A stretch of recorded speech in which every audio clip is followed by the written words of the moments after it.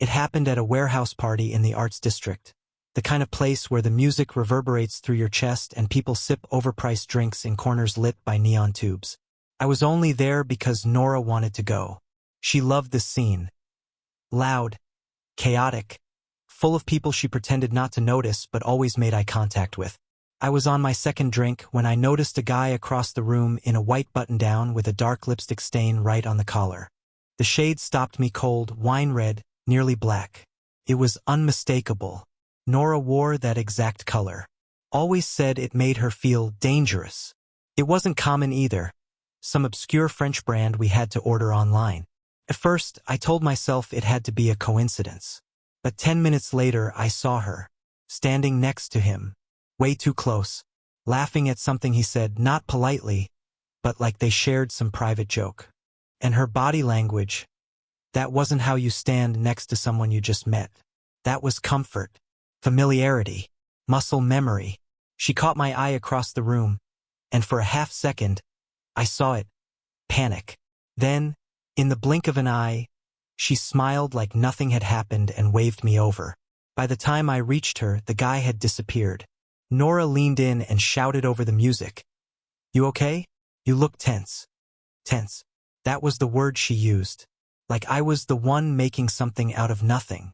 I asked who that guy was, and she shrugged. "I don't know. Just someone from the gallery opening last week." "Why?" I motioned to her mouth. "Your lipstick." He had it on his collar. She actually laughed. "Are you serious right now?" Then, with a smirk, "Babe, it's a packed party. People bump into each other. You think I'm the only one in the city wearing this shade?" The gaslight hit me harder than the music. I didn't say anything else that night. Just nodded, smiled, and pretended I believed her. But something in me had already shifted. Because no matter how she spun it, I knew what I saw. And once that seed is planted, it starts to grow. After that party, things started to click into place. It wasn't just about the lipstick anymore. It was like that moment snapped something loose in my memory, and all the little things I'd ignored or excused started to come back in full color. First, it was her phone. Nora used to leave it lying around like it was just another object.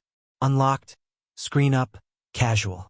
Now, it was glued to her hand like it was an extension of her body. Always face down, always on silent. I remember the first time I noticed her taking it into the bathroom. She used to leave it charging at night. Now it followed her everywhere: bedroom, shower, balcony. One night, I saw her flinch when it lit up during dinner. She didn't check the message right away, just flipped it over and laughed too loud at a story I was telling.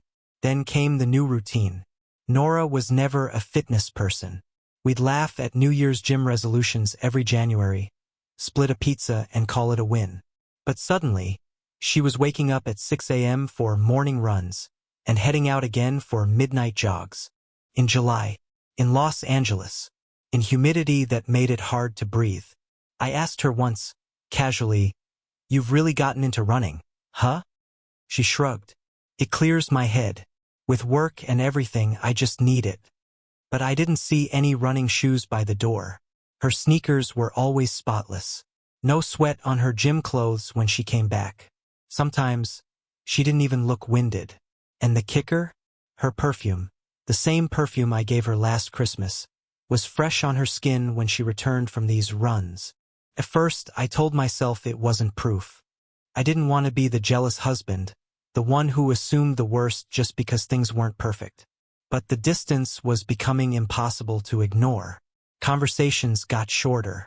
Her tone more clipped. It wasn't even fighting, it was absence. Like I was talking to someone who had already emotionally checked out and just forgot to take their body with them. The lies weren't big at first. Just off. I remember asking about her weekend plans and she'd say she had a staff meeting.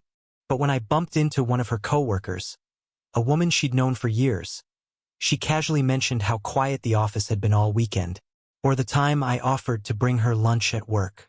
She said she was too busy, maybe another day. I showed up anyway.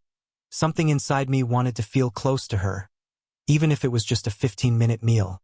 But when I got to the office, she wasn't there. Her assistant looked confused and said she was out for client meetings all afternoon.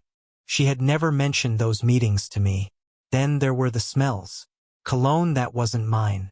Shampoo that didn't match anything we had in the house. I asked about it once, gently. She said she must have brushed past someone on the subway. We don't even live near a subway. Still, I kept giving her the benefit of the doubt. I wanted so badly to believe there was some explanation, some innocent reason that would make it all make sense. But the stories got sloppier. The timelines didn't line up. Her words didn't match her calendar. And every time I asked a question, not an accusation, just a question, her defenses went up like clockwork. You're always so suspicious lately. I can't even breathe without you watching me. You're making me feel like a prisoner in my own house. She flipped the script so fast, I started questioning myself. Was I imagining things? Was I projecting? Was I just insecure? That's how good she was. I remember one night when we were watching TV, or pretending to. She was scrolling her phone, barely reacting to the show. I reached out just to touch her arm. A small thing. She flinched.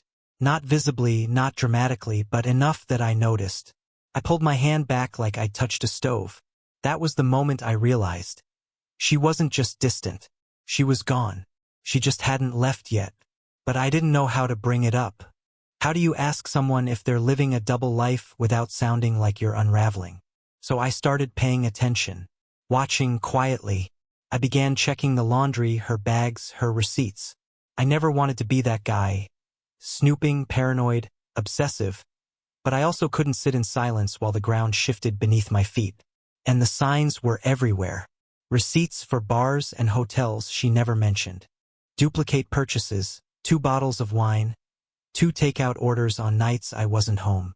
Her laptop had a second calendar I wasn't supposed to see, filled with cryptic titles like consulting call or site visit.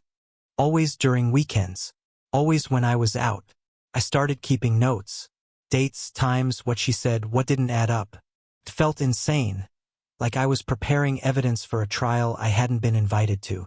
But I had to know, not just what was happening, but how long it had been happening under my nose. One night, while she was asleep, I looked through her coat pocket and found a business card. Nothing suspicious at first, generic design, a man's name, just a first initial and a last name. No company, just a number. I took a photo of it, Googled the number. The search returned a listing for a boutique design firm, the kind that catered to hotels and event spaces. But when I checked her recent call log, yes, I'd crossed that line. The number was there, several times over the past few weeks. Always late at night. Always when I was asleep. I didn't confront her. Not yet. Because part of me wanted to be wrong. Part of me still hoped this was some weird misunderstanding. A phase, a stress-induced spiral that could be talked through. I didn't want this to be real. But the truth was already unfolding, piece by piece. Like a photo developing in darkroom chemicals. You can't stop the image once it starts to appear. You can only watch as it comes into focus. And with every passing day, it got clearer. I wasn't crazy. I wasn't paranoid. Something was going on. And I was just beginning to understand how deep it went. The confirmation didn't come in a dramatic explosion. No shouting, no phone thrown across the room. It came quietly, in a place that demanded composure, which somehow made it worse. The event was a formal fundraising evening held in an old theater downtown. Restored velvet seats, crystal chandeliers, people speaking softly like the building itself might overhear them. Nora insisted I come. Said it would look good if we showed up together. That phrasing stuck with me, not feel good, not be nice. Look good. She wore a black dress I'd never seen before. Elegant, severe, intentional. The kind of outfit chosen to be remembered. On the drive there, she barely spoke. Her hand rested on her lap instead of reaching for mine like it used to. I told myself it was nerves. Inside, I recognized faces from the warehouse party. Same circles. Same curated smiles. I kept scanning the room without fully understanding why. Like my body already knew what my mind was still resisting. Then it happened. We were standing near the bar when Nora swayed slightly. Just enough to be noticeable. She pressed her fingers to her temple and said she felt lightheaded. I stepped forward instinctively and stopped, because someone else was already there. The man from the warehouse party. Same posture, same calm confidence. He reached her first, steadying her with a familiarity that didn't belong to strangers. One hand at her elbow, the other at her back. He didn't ask if she was okay. He knew how to hold her. He leaned in, murmured something I couldn't hear, tilted her head the way someone does when they've done it before. I stood there, frozen, holding 2 champagne glasses like a prop in my own marriage. "Nora," I said. She looked at me like she'd forgotten I was there. The man, Dan, I would later learn, helped her to a chair. Someone suggested fresh air. Someone else called for water. The room shifted into quiet efficiency, but my world narrowed to the space between the 3 of us. When the paramedics arrived, Dan answered their questions. He knew her allergies, her past fainting episode, the name of her primary physician. When they asked who her emergency contact was, he didn't hesitate. "I am," he said. I laughed. A sharp, involuntary sound. "I'm her husband." The paramedic looked confused, checked the tablet, then nodded slowly, like he was processing bad data. "She has you listed second." Second. At the hospital, Nora recovered quickly. Dehydration, stress, nothing serious. She avoided my eyes the entire time. Dan stayed. Not awkwardly. Not apologetically. Like this was normal. Like I was the guest.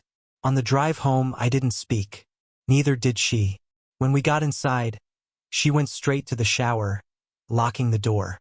I sat at the kitchen table, staring at the grain of the wood, feeling something inside me finally give way. That night, I didn't sleep. I waited until she did. Her laptop was password protected, but I knew the code. Or at least I thought I did. The old one didn't work. Neither did the variation she always used. On the 3rd try, I guessed something new. A date I didn't recognize. It opened. What I found wasn't messy. It wasn't impulsive. It was organized. Folders labeled with initials. Travel itineraries saved as PDFs. Calendar entries synced across devices. Weekends marked as work, consulting, off-site. Photos I had never seen. Restaurants I'd never been to. Hotels she claimed were conferences. And Dan. Not just messages. Plans. Patterns. A rhythm that stretched back over a year. This wasn't an affair that grew out of loneliness or a moment of weakness. This was maintenance. Scheduling. Coordination. Parallel life built with intention. I sat there until dawn, scrolling through proof that didn't need interpretation. When she woke up, she found me still at the table, laptop closed, hands folded like I was waiting for a verdict. She opened her mouth to speak. I held up my hand. "I know," I said. For the first time, she didn't deny it. She just sat down across from me.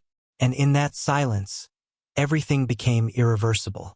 Once the shock settled, what replaced it wasn't rage. It was something colder, analytical, like my mind had stepped back and started examining the wreckage instead of reacting to it. Over the next few days, Nora acted strangely calm. Not relieved, not apologetic, just composed. Like someone whose secret had finally been exposed but whose plan was already accounting for that outcome. She didn't beg. She didn't cry much. She spoke carefully, choosing words like she was negotiating terms rather than responding to devastation. That's when I started seeing the structure. I went back to her files, not looking for proof anymore, but for understanding. And what I found made my stomach drop in a different way. This wasn't chaos. This was architecture. She had systems in place. Codes instead of names, initials that didn't match anyone I knew. Repeating calendar templates that reset every month. Color-coded entries that separated work, personal, and something labeled only as external. That last one appeared more often than I liked. There were draft messages saved, not emotional notes but scripts. Polite excuses, reassurances, lines designed to sound spontaneous while being reused over and over. Running late, don't wait up. Client dinner turned into drinks. Phone's dying, talk tomorrow. I'd heard all of them before, and suddenly I understood why they always sounded the same. Even the finances told a story. Small withdrawals, never enough to raise suspicion. Shared accounts untouched. Separate card I hadn't known existed. Expenses spread thin so nothing stood out. It wasn't reckless. It was sustainable. I started to see myself differently in all of it. I wasn't the betrayed husband in some tragic love story. I was infrastructure, stability, cover. The public-facing version of her life. The one that made everything else possible.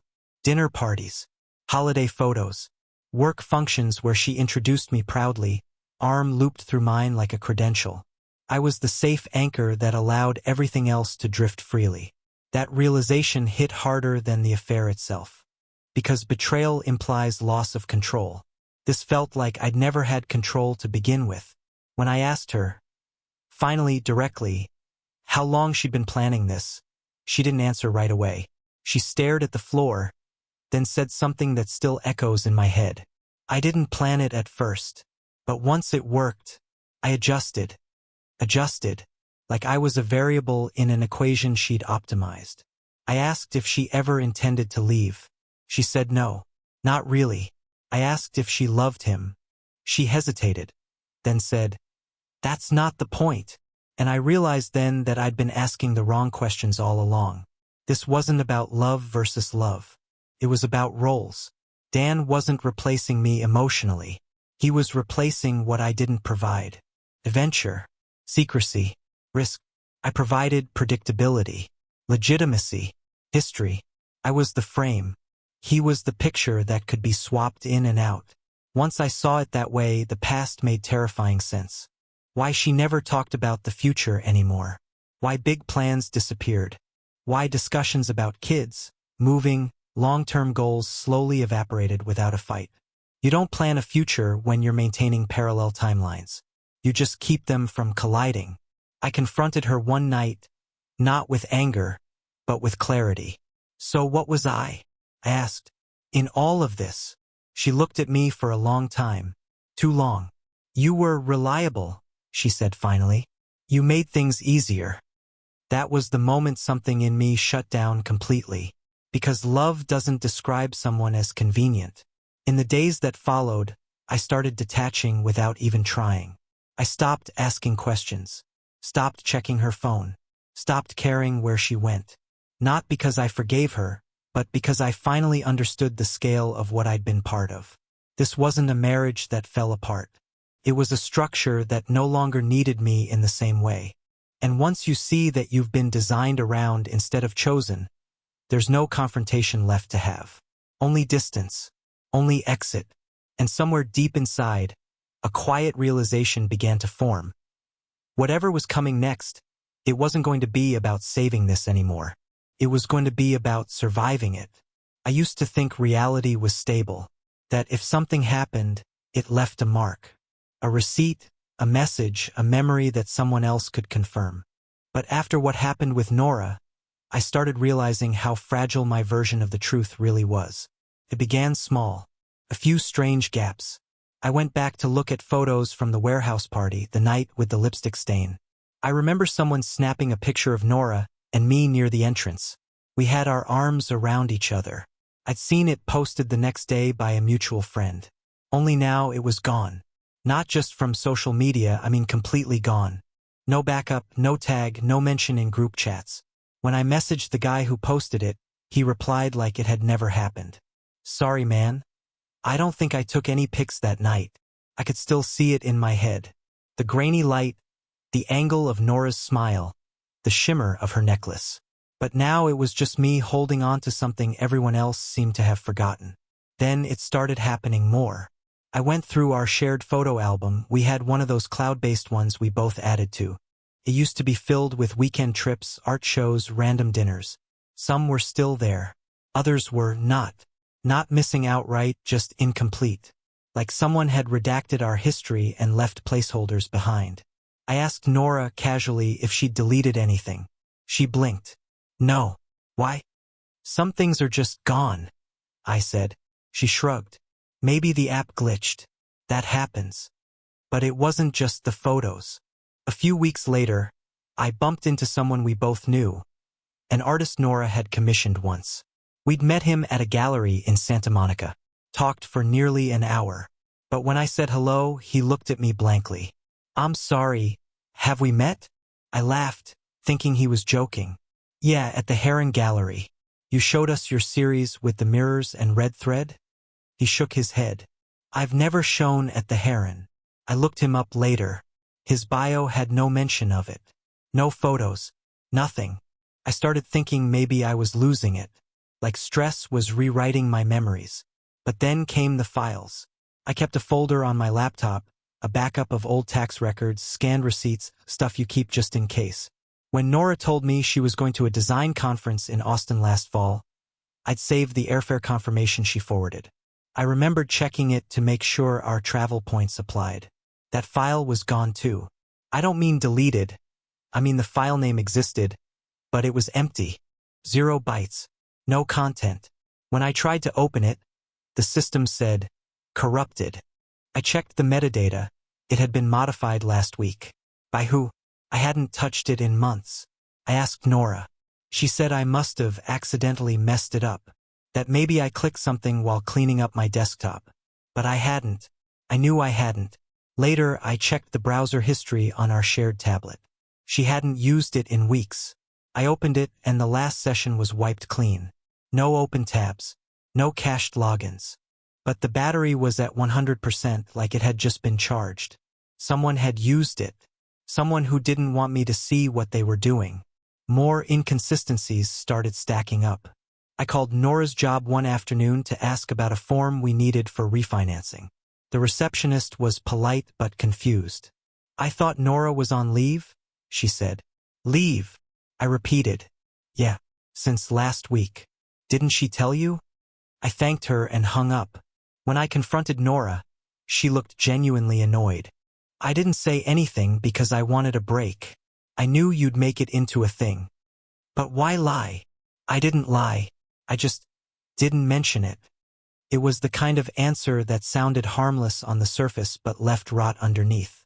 That night, I searched her name online. It wasn't paranoia. I was trying to find a trace. An article. A blog mention. Anything recent. But her online presence was thinning out. Her LinkedIn was still there, but recently updated to private. Her company bio had been removed. Page not found. Even cached versions were gone. Like she'd beg *n pruning the record of herself, piece by piece. People we both knew were becoming vague too. I asked one couple friends we double dated with for years about the last time they saw Nora. They said, "At the holiday dinner." We didn't host a holiday dinner. We skipped it that year because her boss made her work. I corrected them. They frowned. "Are you sure?" She said it was at your place. I started to feel like my life was diverging, like I was living one version of reality while another quietly rewrote itself just out of reach. I couldn't tell what was real anymore, what had actually happened versus what I'd been told happened.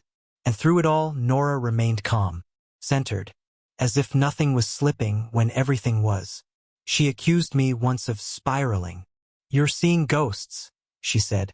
"You're obsessed with the idea that I'm doing something behind your back. You're not well and you're dragging me down with you." That line stuck with me because it didn't sound like someone reacting to confusion. It sounded like a defense rehearsed in case I ever caught on. I started noticing how often she'd reframe things. If I brought up a moment that didn't make sense, a detail that didn't align, she'd say, "You always misremember things," or worse, "That never happened." And sometimes I started to believe her. I'd sit there trying to recall something basic, a date, a conversation, a person at a party, and doubt would creep in. Had I made it up? Was I so hurt I was inventing cracks in the foundation? But the pattern kept repeating. Information vanishing. Memories being corrected. Digital records overwritten. It wasn't just infidelity anymore. It was erasure. Not of her life, of mine. And when I looked at her, I saw someone who had already moved on. Emotionally, logistically, structurally. I hadn't just been cheated on. I was being edited out. One morning, Nora didn't come home. No text. No missed calls. Just absence. As if she'd been gently erased overnight. At first, I assumed she was with him again, running one of her carefully timed late work nights. But when noon passed, then evening, then the next morning, I knew something was different. I checked her location, but her phone was off. Her social media accounts were wiped clean. Not deactivated, deleted. Her email auto-replied that she was on an indefinite leave of absence. I called her office. The response was curt. Nora is on personal leave. We can't disclose details. It didn't feel like a crisis. It felt like a planned exit. I stood in our hallway, staring at the row of shoes she left behind. Most of her closet was still full, but her essentials were gone. Favorite bag, laptop, passport. The details didn't feel accidental. They felt surgical. That's when I finally understood. This wasn't a fallout. It was a shutdown. I hadn't been left in an emotional storm. I'd been quietly removed from her structure. Not divorced. Not dumped. Deleted. Weeks passed. Then one night I saw her. Downtown. A club we used to pass on walks but never entered. I was out with coworkers trying to prove to myself that I still existed. And there she was, laughing under pulsing red lights, swaying next to Dan like the world had reset.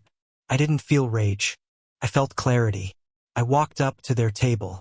She noticed me, froze mid-laugh. Her wine glass stood untouched. I placed my wedding ring beside it. No words. No scene. Then I turned and left. For the first time in this whole unraveling, I made a decision that wasn't a reaction. It wasn't about catching her. It was about freeing myself. She'd spent months preparing to remove me, but she never planned for what I'd do when I let her go.